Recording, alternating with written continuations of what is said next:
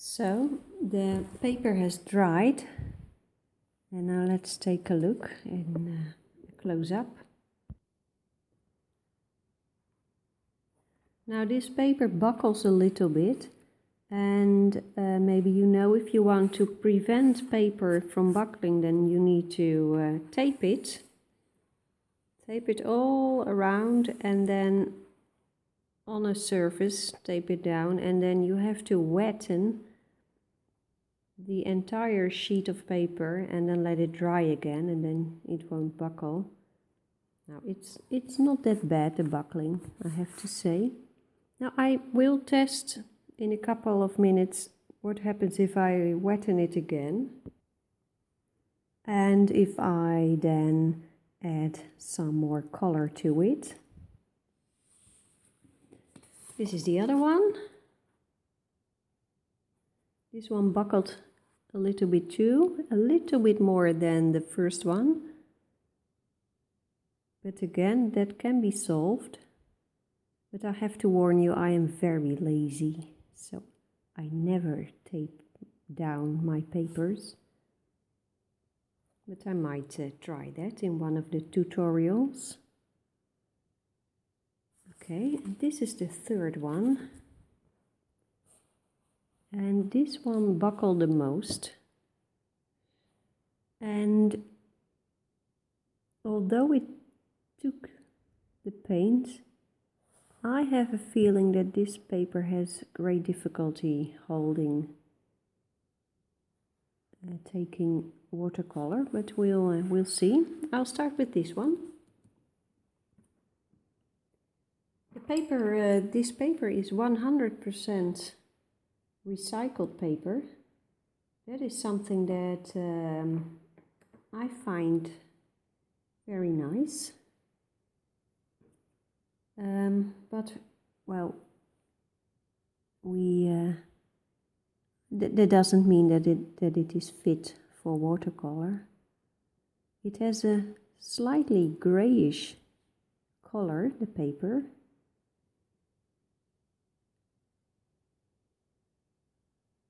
So, and let's try a little bit of red. Why not? Just a little bit of red.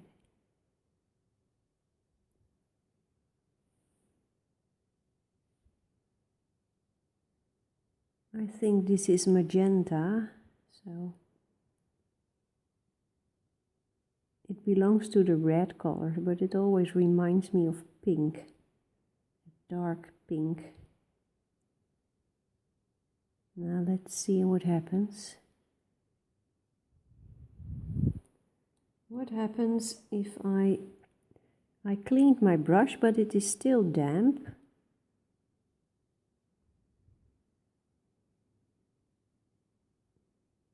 Can I work this color without damaging the paper? That is the question. And I can tell you, if you do these sorts of working on the surface too much, then this will damage the paper for sure.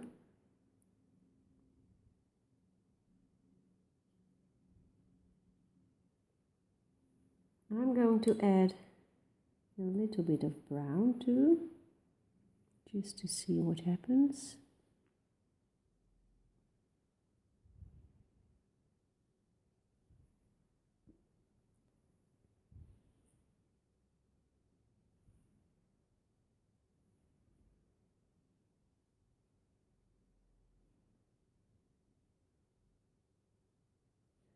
I have to say, the paper holds pretty well.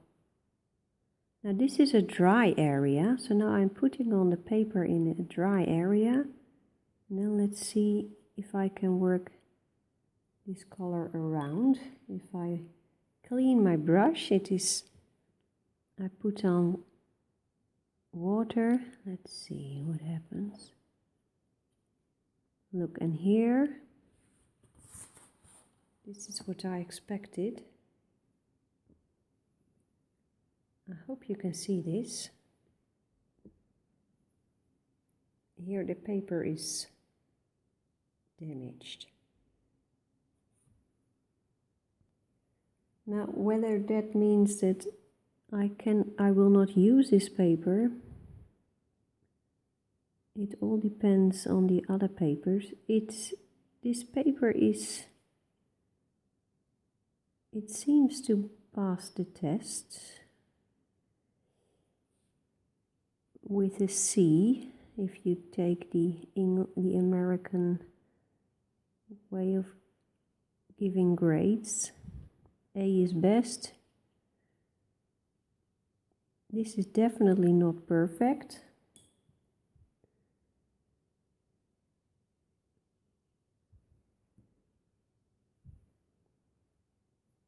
Now I'm going to pick a darker brown just to let the paper work a little bit more and see what happens.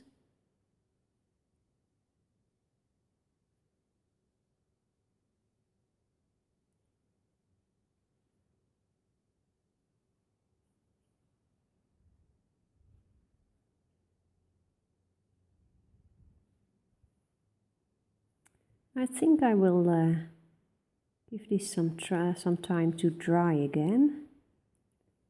And then let's see how this turns out.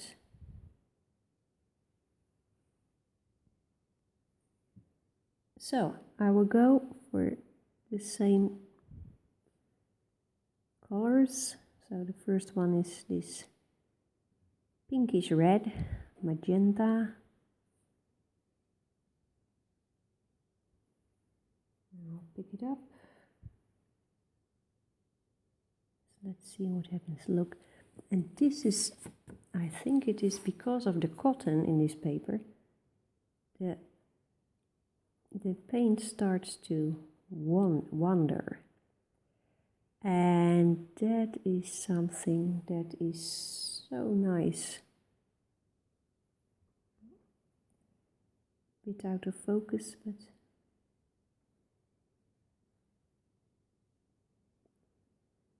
if you have ever painted on the famous Arches paper, you will have noticed that this wandering of the paint does so many nice things to your painting.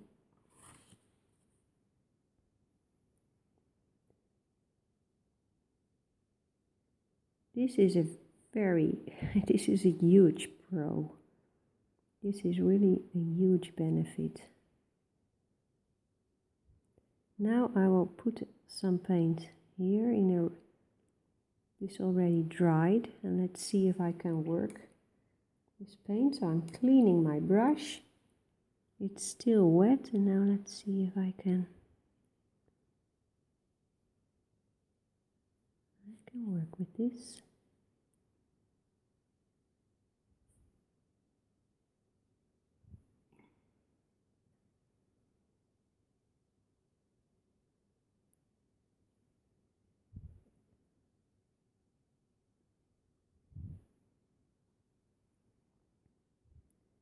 Now you can help me making the decision of which paper type I should pick for this project.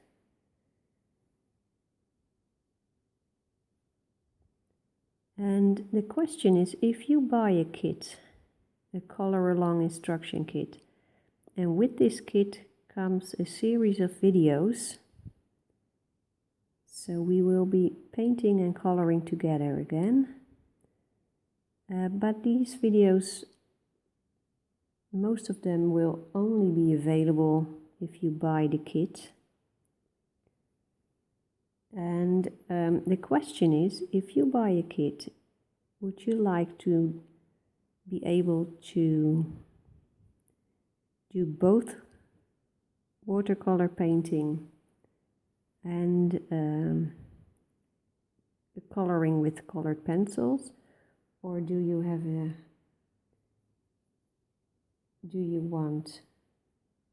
prefer colored pencils or watercolor? I would love to hear from you. I could also put 2 types of paper in the kit. That's also a possibility.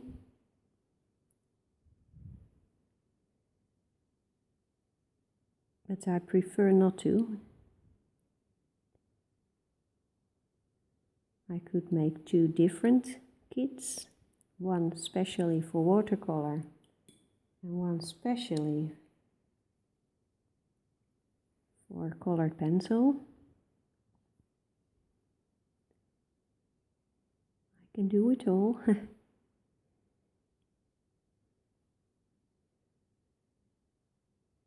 Making 2 different kits is quite expensive, I have to say. So I prefer not to do that, but you know, I really want this project to be a success.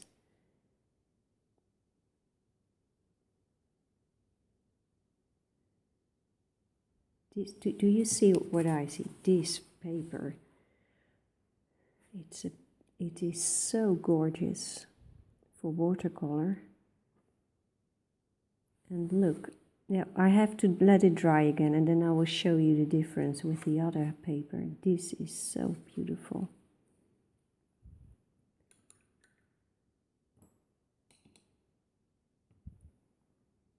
I'm trying to pick up some paint. Let's see. And that works great too. Now, and maybe you can see that this paper is not damaged yet. It has no... I'm sure that if you put a lot of pressure and a lot of rubbing and water and taking off paint again and putting on again, then this paper eventually will deteriorate also. But I have to say, when it comes to watercolor so far, this is pretty good. For a paper type, this is Conqueror Verger, and it is not a watercolor paper at all, but look, gorgeous, just gorgeous. Next one, here's the Old Dutch. I love those little, I love this, love it. But this is very expensive paper. Okay, oh, I have to clean my brush. As you can see, there's a little bit of color in it, a remnant of what I just did to the other leaf. So I will put on some water and then pick up that red again. Let's see what happens.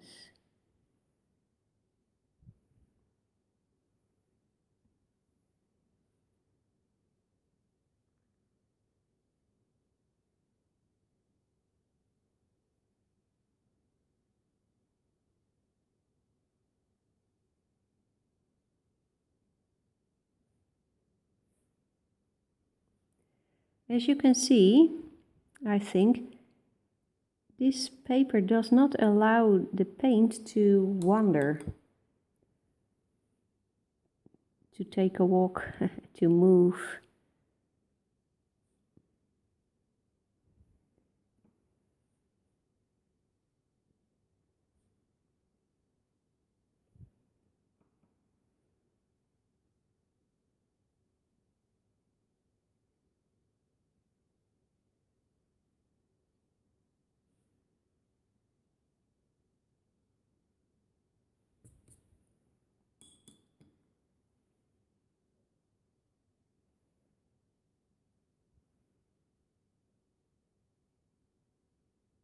It does wander a little bit, but it doesn't.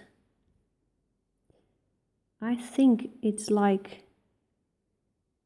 it feels like the paint stays on top of the paper more than with the previous one, in which it seems that the paper soaks the color up and then it starts that wonderful wandering effect.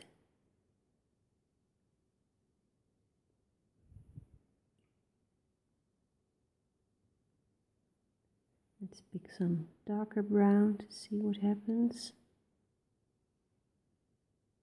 It does wander a little bit.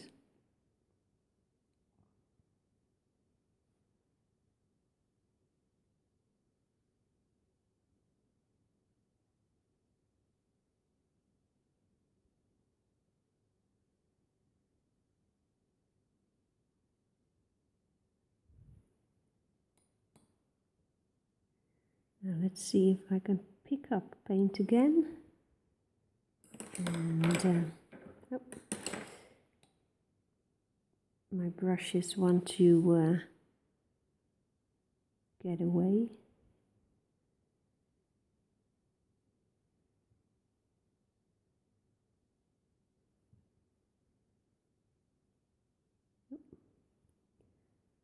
Making a mess of it.